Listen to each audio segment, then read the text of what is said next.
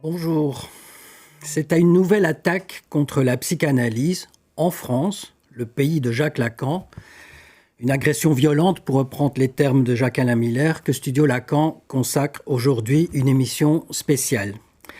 En novembre dernier déjà, un amendement portant le numéro 159 au projet de loi de financement de la sécurité sociale 2026 visait à interdire tout remboursement et participation financière aux soins, actes et prestations se réclamant ou reposant sur des fondements théoriques psychanalytiques, ce qui revenait à interdire toute pratique inspirée par la psychanalyse dans le champ de l'ancienneté mentale alors qu'elle l'oriente fondamentalement.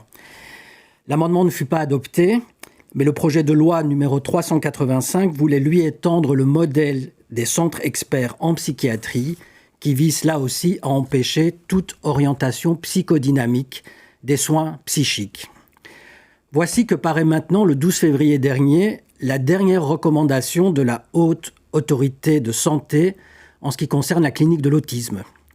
La psychanalyse y devient une pratique non recommandée et des velléités diverses sont en cours pour rendre juridiquement opposable cette non-recommandation de la HAS, le tout étant largement relayé par la presse. Qu'est-ce qui pousse donc à ces attaques répétées contre la psychanalyse, dans une forme qui fait d'ailleurs de la France une exception dans le monde? De quels mouvements et volontés idéologiques sont-elles les effets? Et d'ailleurs, quelles sont les conséquences concrètes pour les patients et leurs familles, les soignants et les secteurs de soins? Pour aborder ces questions, Studio Lacan accueille aujourd'hui Patrick Landman, psychiatre, membre et ancien président d'Espace Analytique, président de Stop DSM, dont il nous dira un petit mot. Il est aussi l'auteur d'ouvrages scientifiques tels que Tous hyperactifs, parus aux éditions Albin Michel en 2015. Et nous accueillons aussi Ligia Gorini, psychiatre également, psychanalyste, membre de l'école de la cause freudienne, chef de pôle de psychiatrie de l'enfant et de l'adolescent à l'hôpital de Villévrard et aussi enseignante à la section clinique Paris-Île-de-France.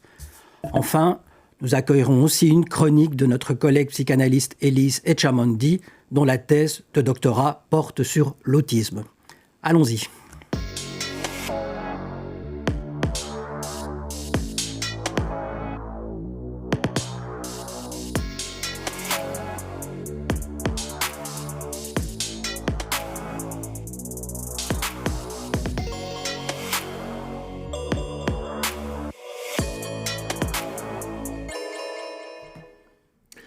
Patrick Landman, bonjour.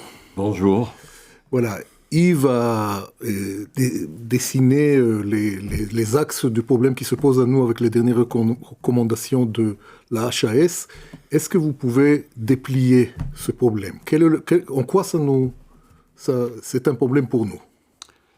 Alors, ces recommandations étaient, je dirais, un peu attendues, vu le contexte dont vous venez juste de parler, qui est un contexte où ça montait en puissance, l'hostilité à l'égard de la psychanalyse. Ça donne l'impression d'ailleurs qu'il y a eu au dernier moment une petite poussée lobbyiste pour aller jusqu'à la non-recommandation, alors que la psychanalyse était considérée comme non consensuelle. Alors, ça prouve beaucoup. Alors, les conséquences, la portée... Donc, elle était déjà non consensuelle depuis 2012. Depuis 2012. Mais maintenant, elle est passée je dirais, elle a été rétrogradée en quelque sorte, de non consensuel à non recommandé, ce qui est beaucoup plus, je dirais, catastrophique pour des tas de raisons. D'abord, je pense que ça va toucher l'ensemble des gens qui sont, je dirais, dans la pratique du soin psychique. Alors, quand je dis soin psychique, il faut bien entendre que c'est pas comme des soins qui sont parfaitement respectables, comme les soins dentaires ou les soins médicaux. Soin psychique, ça veut dire qu'on soigne pas seulement le psychisme, mais on soigne par le psychisme, y compris par le psychisme de celui qui soigne, le soignant. C'est-à-dire, il y a un engagement personnel, subjectif dans le soin, et il y a ce qu'on appelle effectivement, on soigne par exemple, avec le transfert, c'est-à-dire les possibilités, je dirais, d'orienter la cure en fonction d'une certaine alliance thérapeutique, mais en tenant compte de l'inconscient. Donc, ce que vous dites, c'est que ça ne va pas toucher seulement à l'autisme. En fait, c'est une porte d'entrée pour s'attaquer à la psychanalyse. Ça va doublement, ce que vous dites est doublement juste, parce que ce qui va s'appliquer au TSA va être étendu au TND, aux troubles neurodéveloppementaux. Alors, les TND ont siphonné à peu près 80-90%. TSA, seulement pour nos spectateurs, TSA, c'est troubles des spectres autistiques, TND, troubles neurodéveloppementaux. Oui. Et qui comprend les 10, qui comprend bien la TDAH, qui est évidemment la star montante de la nosographie, et qui va donc siphonner en quelque sorte l'ensemble, presque l'ensemble, de la pédopsychiatrie. Qui fait qu'on va exclure tous les praticiens du soin psychique de l'ensemble de la pédopsychiatrie. Finalement, on redessine également dans tout ça l'ensemble de la nosographie. Alors, l'ensemble de la nosographie, c'est déjà fait. C'est déjà fait depuis le DSM. C'est une des raisons pour lesquelles, avec quelques-uns, j'ai créé, il y a maintenant 15 ans, un peu plus, 16 ans, Stop DSM, pensant que tout partait du DSM, et que c'était à partir du DSM que les choses allaient s'organiser. Et les dernières recommandations se fondent sur les troubles neurodéveloppementaux, c'est-à-dire cette nouvelle trouvaille du DSM-5. Alors, ça, c'est la conséquence. Ça veut dire qu'un certain nombre de psychologues, d'orthophonistes, de psychiatres, de pédopsychiatres qui ont été formés à la psychanalyse ne pourront pas exercer leur talent, leur engagement dans ce type de circonstances. C'est-à-dire qu'ils seront barrés au départ, j'imagine, dans le recrutement, voire on leur imposera une pratique qu'ils n'ont absolument pas envie qui peuvent être pratiquées ailleurs, mais on leur imposera. C'est-à-dire que c'est une psychopathologie d'État, une police des pratiques qui risque de se mettre en place. Donc ça aura des effets nocifs, pour les familles. Non seulement, d'une part, pour les familles, pour les patients, mais aussi, vous dites, pour les praticiens. Pour tous les praticiens, pour le soin psychique. Ça, je pense que c'est quelque chose qu'il faut souligner, et que ça va entraîner, et ça entraîne déjà des risques psychosociaux très importants, des gens qui sont en souffrance, parce qu'ils ont une pression de changer de pratique, de renoncer à leur pratique, de renoncer à ce qu'ils savent faire, et on leur impose administrativement. Alors, si on ne veut pas leur imposer administrativement, on fait un chantage au financement. Du coup, ils sont bien obligés de céder. Et du coup, on a vraiment une pratique de police, il faut le dire le mot tel qu'il est, de police des pratiques, justement, et d'inquisition, un mélange, un jour j'avais dit en exagérant, bien sûr, un mélange de McCarthy et de Lysenko. C'est-à-dire McCarthy, la chasse aux sorcières, et Lysenko, la psychologie d'État. Donc c'est vraiment... Alors, on n'en est pas là à ce point-là, il ne faut pas... Mais il y a un risque de tendance, car on sait très bien que ce qui est prévu aussi, c'est l'opposabilité des recommandations. C'est-à-dire qu'un praticien se verra opposé s'il n'a pas respecté ses recommandations. Il se verra opposé devant un tribunal, dans un contentieux. C'est pas vraiment le mot recommandation n'est pas... Non, ça se passe par là une directive, c'est plus une recommandation. Voilà. Une recommandation, c'est du droit souple. Ça laisse la liberté aux praticiens, quel qu'il soit, de choisir éventuellement en fonction des intérêts du patient et des patients, éventuellement de s'écarter de ces recommandations. Alors que là, c'est des directives. Il faut les appliquer. Il n'y a pas de discussion. Alors revenons peut-être sur cette HAS qui donc fournit des recommandations. Dans une émission récente animée par Roland Gori, j'en bafouille, vous disiez qu'il y a là à la fois une volonté de canceller la psychanalyse, ce qui est original d'utiliser ce terme, on l'a d'ailleurs repris pour donner le titre à l'émission, et dans la même interview, vous disiez d'ailleurs qu'il s'agit dans la HAS, décidément, d'une oligarchie. Et donc, si vous pouviez nous dire quelque chose de quels sont les intérêts qui se trouvent au fond réunis dans la HAS et derrière cette volonté au fond d'attaquer tout le courant psychodynamique finalement. La façon dont sont passés, j'ai eu quelques échos, quelques indiscrétions sur la façon dont ça s'est passé. Et au départ, il y a un semblant de diversité et d'élargissement. On va étudier toutes les études. On va mettre je dirais, dans la balance toutes les études, y compris certaines études qui sont faites par des psychanalystes. Mais très rapidement, par un effet d'entonnoir, on ne retient, parce que c'était déjà, je dirais, en amont, on ne retient que ce qui va correspondre au dogme de l'evidence-based medicine, c'est-à-dire, au fond, de la méthode de sélection de ce qui est statistiquement validé, et donc qui est supposé être plus scientifique que le reste, par ce qui marche pour les médicaments, qui marche pour les thérapies comportementales, mais qui marche très mal pour tout ce qui concerne le soin psychique. Et d'ailleurs, depuis 2006, aux États-Unis, les psychologues se sont mobilisés et ont créé quelque chose d'alternatif qui s'appelle l'evidence-based practice, où là, effectivement, c'est beaucoup plus adapté pour comprendre l'efficacité et évaluer l'efficacité des thérapies, des prises en charge qui sont psychodynamiques, pour reprendre le terme que vous avez employé, ou qui sont, disons, d'inspiration psychanalytique. Et ça, la HAS n'a absolument pas voulu en entendre parler. Elle reste donc dans cette voie dogmatique de l'évidence-based medicine. Alors c'est intéressant, c'est la façon dont vous décrivez les choses, parce qu'on voit bien pourquoi vous, qui avez créé le Stop DSM, qui est une...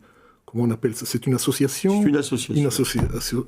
Finalement, le DSM, aussi, à un moment donné, il y avait cet effet d'entonnoir où les psychanalystes ont disparu du champ de la rédaction de ce catalogue. Oui. Alors, l'histoire de la disparition des psychanalystes est assez compliquée. On ne va pas entrer, mais il y a eu cet effet d'entonnoir, tout à fait. Et là, si vous voulez, au départ, moi j'ai participé à ce qu'on appelle les gens qui lisent les études. C'était pour le TDAH, je ne sais plus pourquoi, enfin on nous donnait un ensemble mais ce qui remontait n'était pas pris en compte si c'était pas, je dirais, déjà dans le moule. C'est ça le problème. Alors, donc du coup, les gens qui sont convaincus, ce n'est pas des gens malhonnêtes nécessairement, pas du tout. Ce sont des gens convaincus qu'ils ont la science et qu'ils ont la bonne façon de raisonner. Et du coup, ils introduisent comme ça petit à petit un effet d'entonnoir et on arrive où là, le lapin qu'on a mis ou qu'on a fait semblant de ne pas mettre mais qu'on a mis quand même dans le chapeau, arrive dans le chapeau, on dit « Ah ben voilà !» Et ceux qui sont laissés sur la touche sont considérés d'abord comme non consensuels, ce qui peut se concevoir, parce que c'est les gens qui ont fait le consensus. Mais ce qui ne peut pas se concevoir, c'est que ça soit non recommandé. Alors vous dites, avant de passer les questions à Ligia Gorini, vous dites que ce n'est pas des gens malhonnêtes.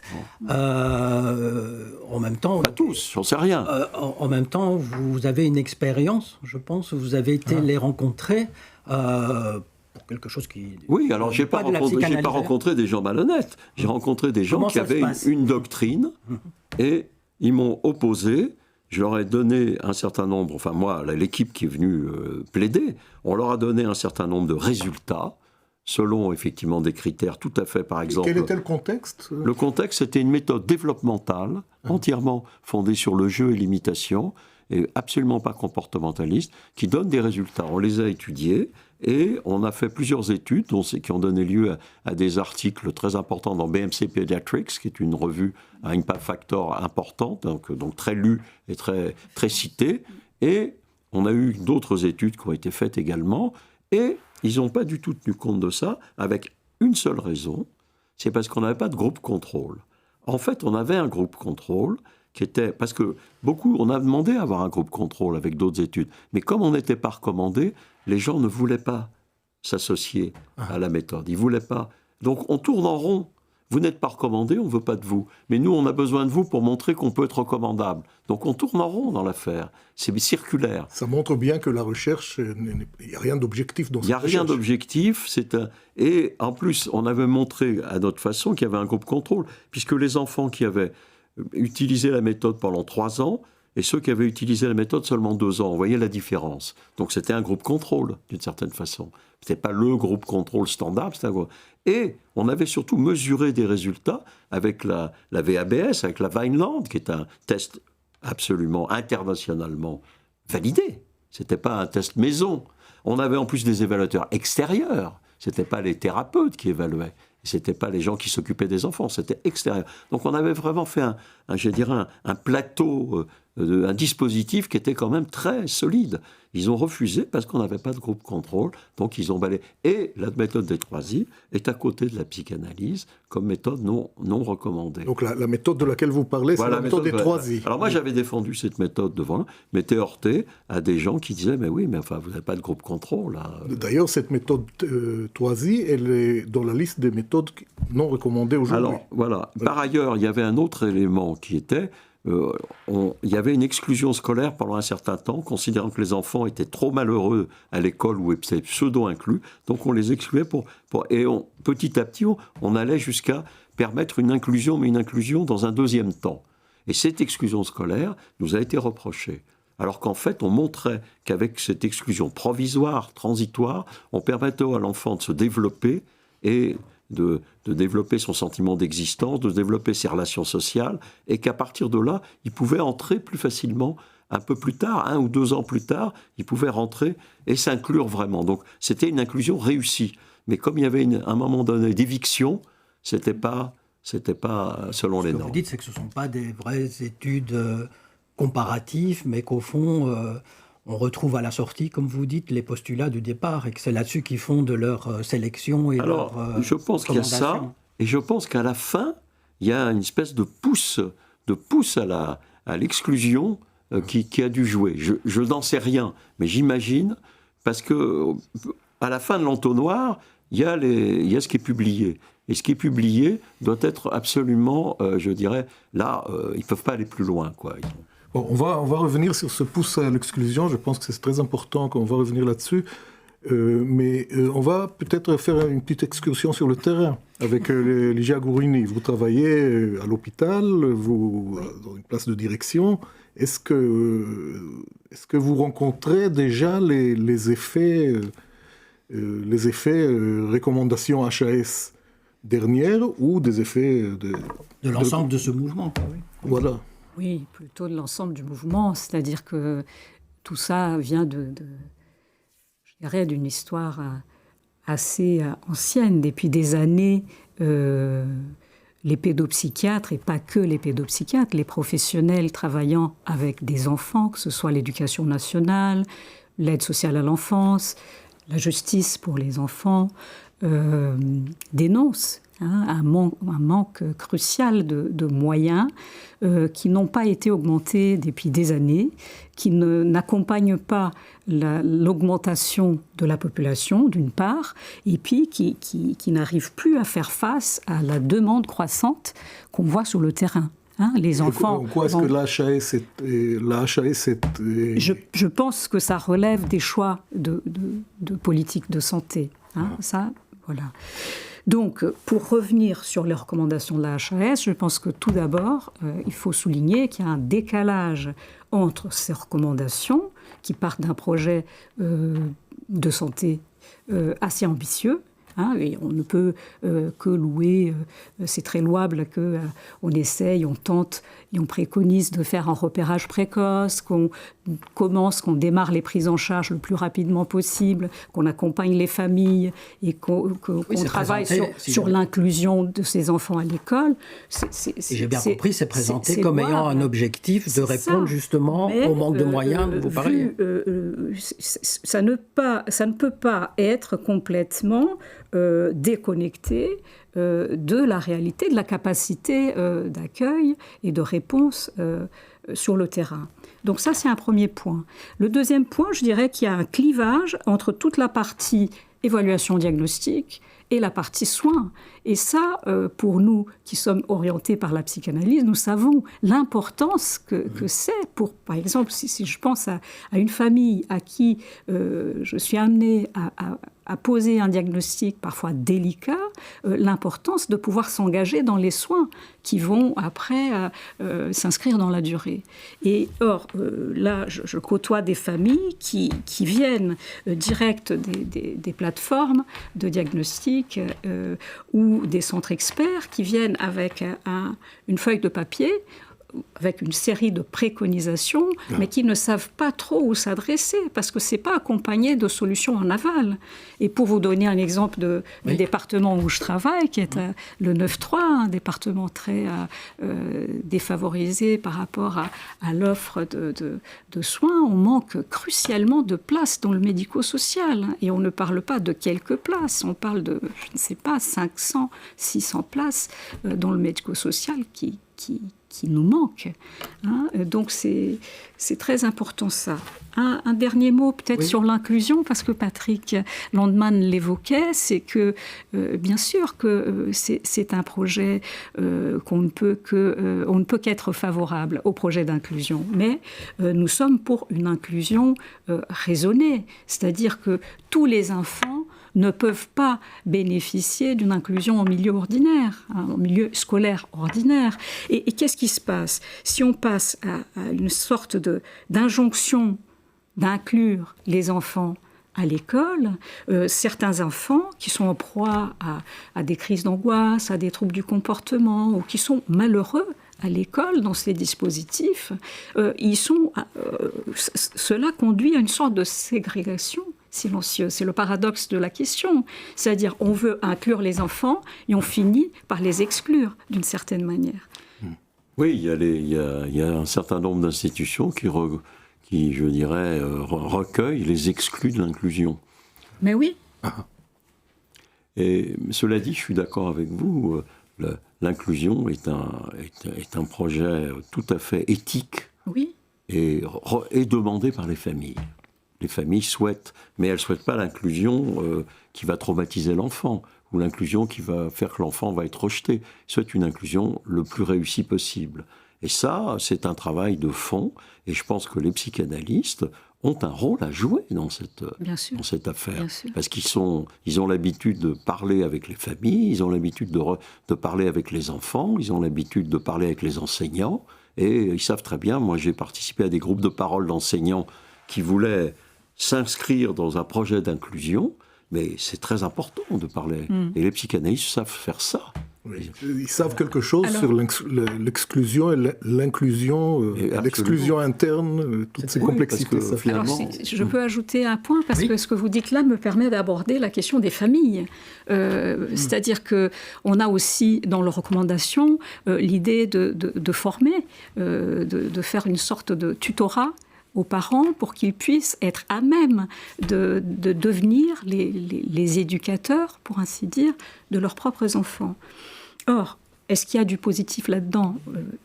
Sans doute, mais là encore, je peux vous parler de l'expérience qu'est la mienne. Oui, parlons de la réalité. J'ai affaire à des familles qui sont très démunies, souvent monoparentales, des mamans qui partent très tôt le matin pour leur travail, la plupart du temps très éloignées de leur domicile, ou qui rentrent très tard. Et comment va-t-on s'organiser pour pouvoir, en plus de tout ça, être là à temps complet à accompagner ces enfants. C'est-à-dire que... rajouter aussi que ça concerne à l'occasion des pathologies dont des équipes pluridisciplinaires ont parfois du mal à faire face, alors que finalement, sous le tapis, toute cette politique produit surtout une exclusion et une inclusion, comme je pense Bernard Gols a pu le dire lors d'un forum récent, une inclusion en famille, c'est-à-dire... Inclusion à domicile. À domicile, c'est-à-dire que tous ces enfants se retrouvent finalement à la maison. Oui. Et surtout sans solution. Sans solution. Dans le 9-3, il y a énormément on a 2500 enfants sans solution. Jeunes enfants sans solution. Dans le 9-3 seulement. Chers amis, on va faire une petite pause, qui n'est pas vraiment une pause, puisqu'on va continuer à travailler, pour écouter une chronique sous le titre « Les Lumières de la psychanalyse », qui sera présentée par Élise Etchemondi, qui va arriver tout de suite sur le plateau, après le jingle.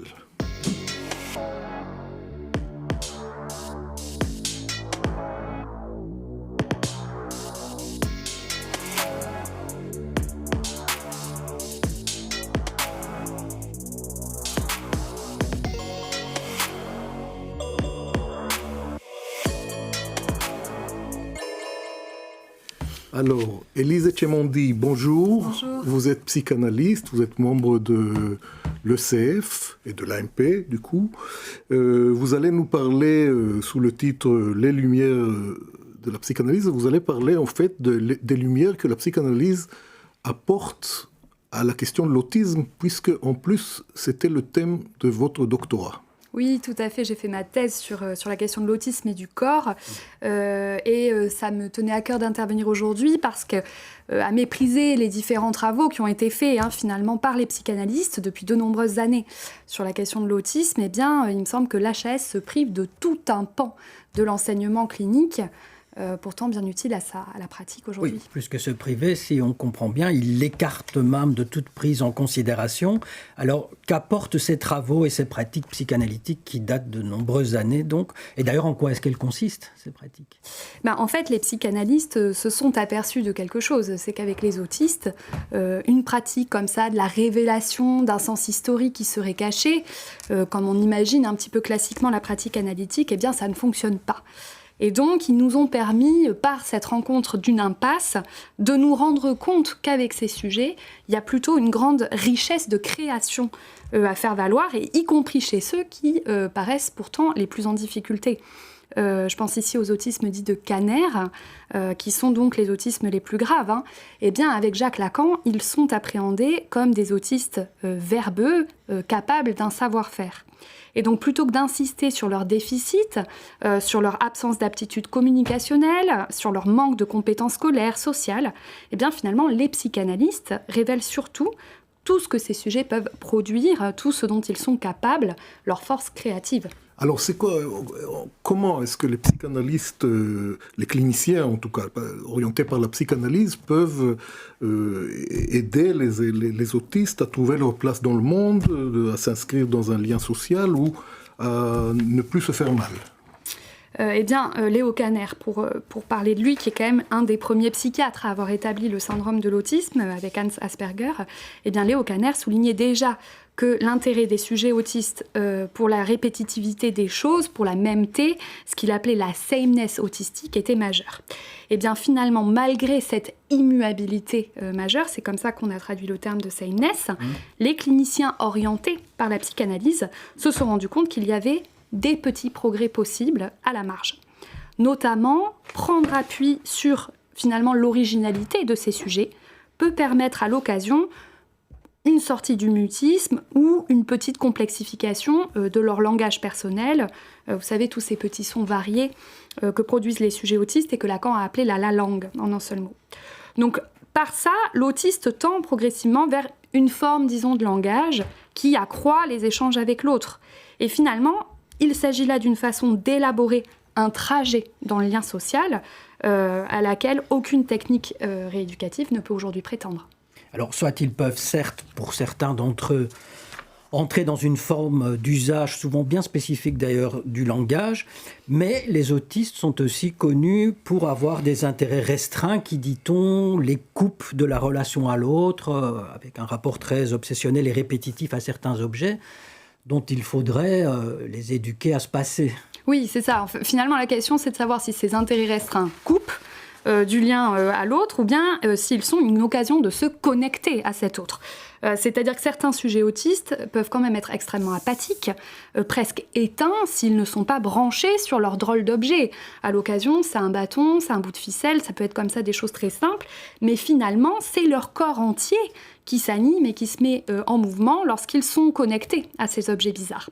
Alors là encore, plutôt que de souligner le défaut de socialisation du sujet du fait de cet intérêt spécifique, eh bien les psychanalystes remarquent la possibilité de vivification et de construction d'un corps consistant qui peut permettre progressivement un petit échange avec l'entourage. Donc il n'y a pas vraiment un comportement à rééduquer avec cette perspective, mais bien plutôt une création à accompagner, à élaborer ensemble. Et il me semble que finalement, avec la psychanalyse, il y a presque un renversement de perspective sur l'autisme. C'est-à-dire que plutôt que d'insister sur le déficit, on a l'impression que c'est du trop que le sujet autiste est marqué.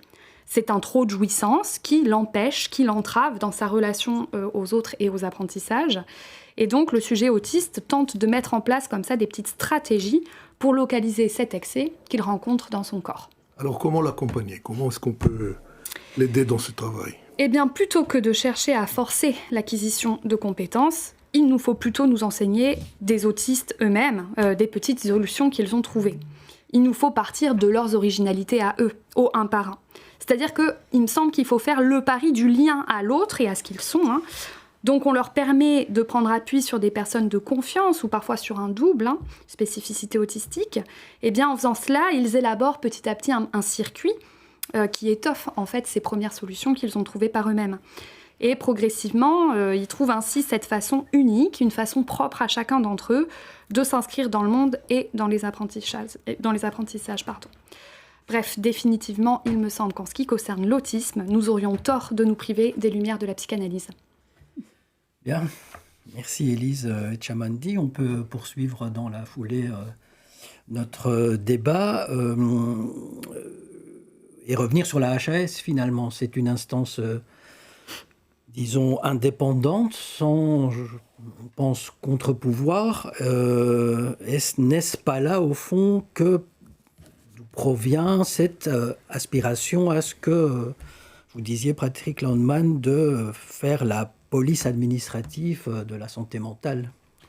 Oui, alors je voudrais quand même souligner une chose, je trouvais ça très intéressant ce que vient d'être dit, c'est que Kanner, il n'a pas fait une étude clinique randomisée en double aveugle sur 350 000 cas, 11 cas.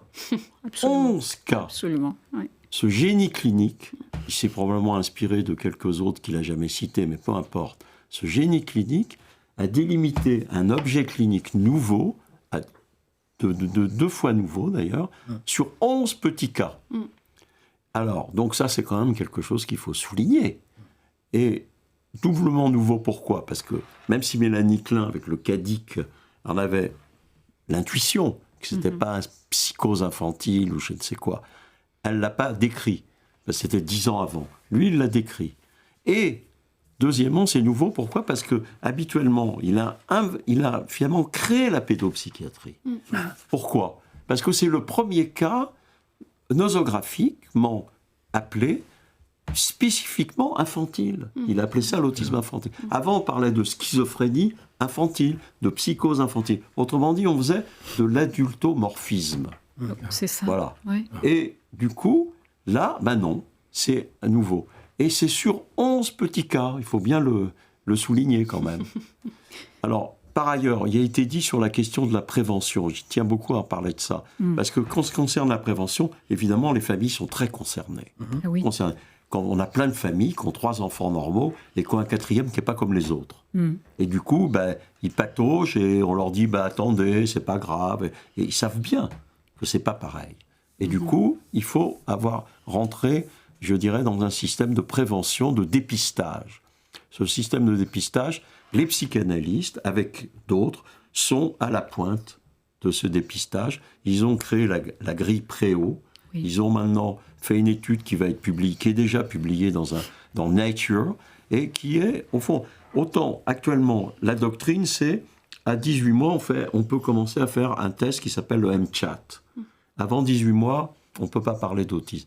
Par contre, on peut parler de bébés à risque, risque autistique. Et les psychanalystes ont contribué à créer une grille qui, dès 4 mois, permet de dépister d'éventuels risques autistiques.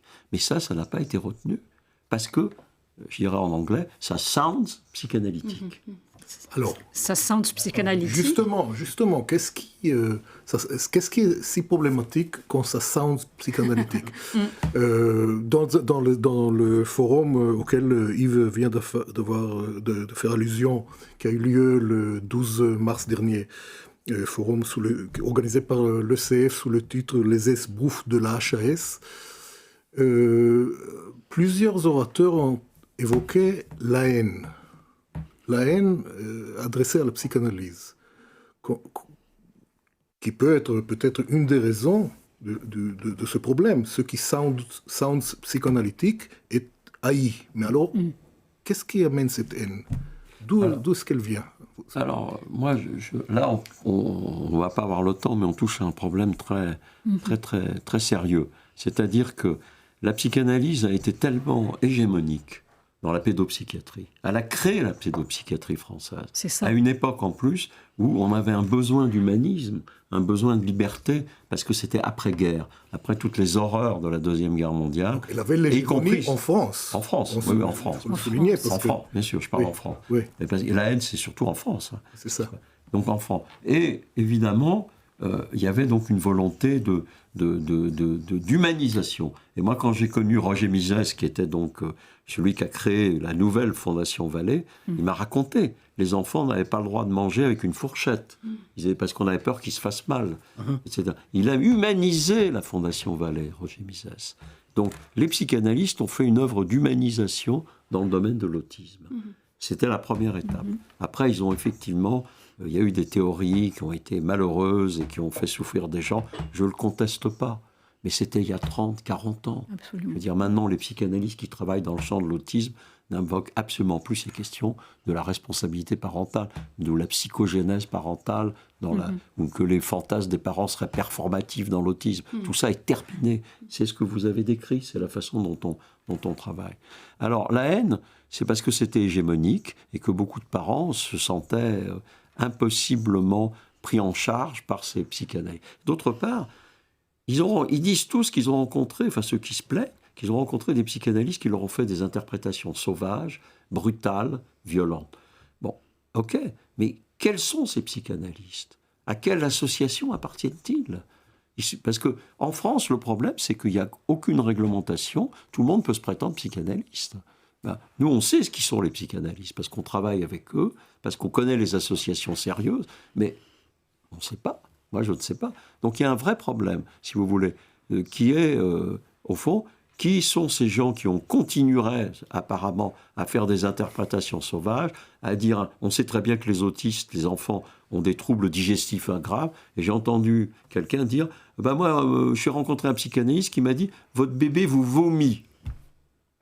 Enfin, oui, ceci dit, on a beaucoup de témoignages d'autistes à l'âge adulte qui témoignent eux aussi de la violence des méthodes psychoéducatives et dont on parle très peu. Et du stress post-traumatique que ça génère. La dimension de stress, oui. Ils sont étudiés et documentés, et bien sûr. Et par ailleurs, par rapport à ce que vous dites, qui sont ces psychanalystes? Quand même, les psychanalystes que nous connaissons, la plupart suivent une formation. Et une formation beaucoup plus, disons, poussée qu'une formation habituelle, même universitaire. C'est très exigeant, la formation, pour devenir psychanalyste. C'est pas comme ça. Donc, alors que là, on promet des formations dans le... Alors, il y a des instituts freudiens qui poussent comme des champignons, qui soi-disant forment des pseudo-psychanalystes en très peu de temps, mais ça, c'est pas possible, ça. C'est absolument pas possible, c'est inadmissible. Mais par ailleurs, le mouvement actuel promet aussi de former des techniciens du soin psychoéducatif. Très vite. Oui.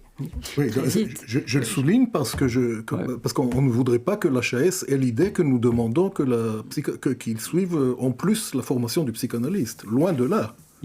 Non, alors là, il y a un problème. Pas besoin d'eux. On a réussi à faire en sorte que la psychanalyse ait son autonomie par rapport aux psychothérapies. On ne va pas revenir là-dessus. Mais il faut quand même être attentif à la question à la question. Je voulais, Grigny, oui, oui. Je voulais revenir sur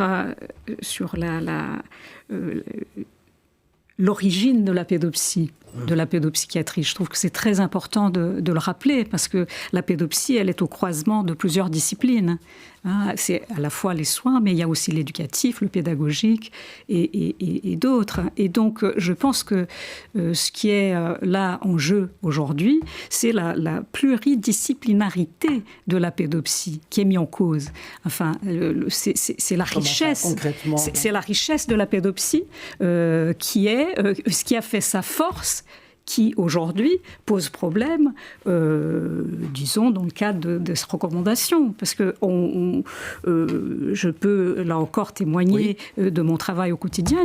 C'est d'une richesse incroyable de pouvoir discuter avec plusieurs collègues. Nous ne travaillons pas tous de la même manière, mais nous avons au centre de nos préoccupations et de nos échanges le patient. Et il y a toute une construction clinique autour d'un patient. Et donc ça, c'est remis en cause.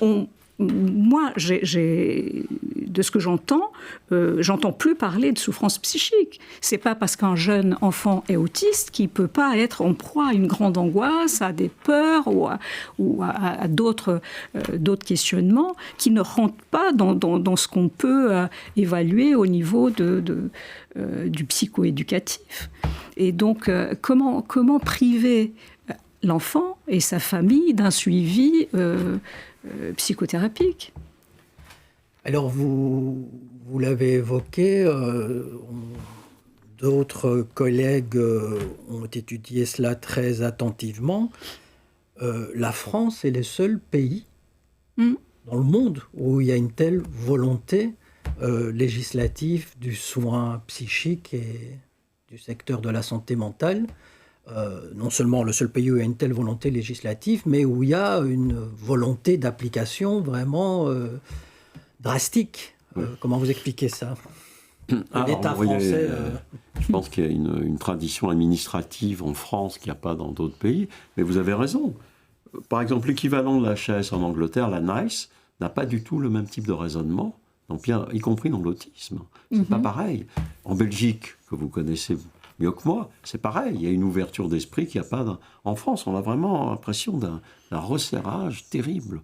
Et je pense qu'il y a l'esprit administratif, la centralisation française, et probablement, je dirais, des raisons médico-économiques. C'est-à-dire que c'est l'idée quand même qu'il faut rationaliser le plus possible les soins. Et il y a un certain nombre de gens qui prétendent pouvoir diagnostiquer plus facilement, sans s'occuper nécessairement des soins, d'ailleurs, vous l'avez souligné, et qui prétendent pouvoir faire des économies. Du coup, ça séduit quand même les législateurs. Si vous arrivez avec un programme que vous prétendez scientifique et qui en plus fait des économies, vous avez dit oligarchie, c'est pas seulement des économies, c'est quelqu'un qui empoche de l'argent. C'est qui s'entend dans le mot oligarchie. Oui, alors oligarchie, effectivement, peut-être qu'il vaut mieux pas trop personnaliser parce qu'on risque effectivement d'être considéré comme de la diffamation.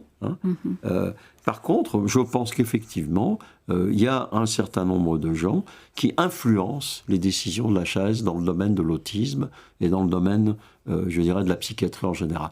Et pour revenir sur ce que disait Lydia, est tout à fait juste, il y a une dimension anthropologique dans la psychiatrie et dans la pédopsychiatrie. Elle ne peut pas être médicalisée, biologisée à 100%. C'est pas possible. On doit s'occuper quand même de cette dimension humaine, de cette dimension anthropologique. Et ça, c'est ça qui m'a fait m'engager.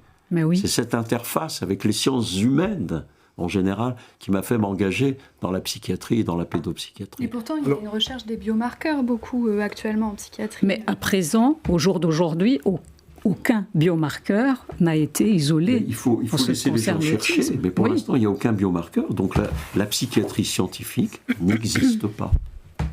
On a une psychiatrie pharmacologique. Je pense que c'est ce que fait aussi que la pédopsie soit une cible facile, je dirais, parce qu'il s'agit de soins qui sont très peu techniques. C'est des soins qui passent par la relation entre la relation avec les parents, la relation avec l'enfant, la relation avec la famille. Bien sûr. c'est l'avant. Oui, oui. Alors, je voulais dire que votre recommandation de ne pas s'exposer à une poursuite autour de la diffamation, on va la prendre très au sérieux, puisque vous êtes aussi juriste. Je pense qu'on l'a pas dit. Mais vous faites, puisque maintenant la question se pose, comment est-ce que la psychanalyse répond à tout ça ? Comment les psychanalystes répondent à tout ça ? Donc, on a parlé de Stop DSM. Vous aussi, vous êtes modérateur, créateur et modérateur d'une liste électronique qui compte, je pense, plus que 1000 personnes. Oui, c'est ça. Et qui rassemble l'ensemble des discussions de tous les psychanalystes et leurs amis, d'une certaine façon. Moi, je pratique un décloisonnement sans avoir un désir politique d'unifier quoi que ce soit. Chaque association doit être respectée dans son histoire, dans ses orientations. Mais il faut décloisonner pour pouvoir dialoguer un peu sur les... Et d'autant plus que nous avons, je dirais, des attaques qui nous touchent tous. Donc il faut nous unifier, non pas du tout sur la doctrine. On peut avoir des divergences doctrinales. Moi, j'ai le modèle des Anglais, que je connais bien, de la Royal... je dirais, Psychiatry Association. Là, donc, ils ne sont pas d'accord entre eux. Ils ont des conflits énormes, etc. Mais ils restent dans la même association. C'est-à-dire qu'ils gardent un pouvoir de lobbying, un pouvoir de nuisance, même s'il faut, qu'on n'a pas, nous. Parce qu'on est dispersés. Alors, à partir de ce belvédère dans lequel vous êtes, vous voyez tout ça, quelle est la situation de la psychanalyse en France aujourd'hui ? Parce que c'est avec... La psychanalyse... Est-ce qu'elle est prête à faire ce combat ? Oui, moi je crois que les gens aiment la psychanalyse.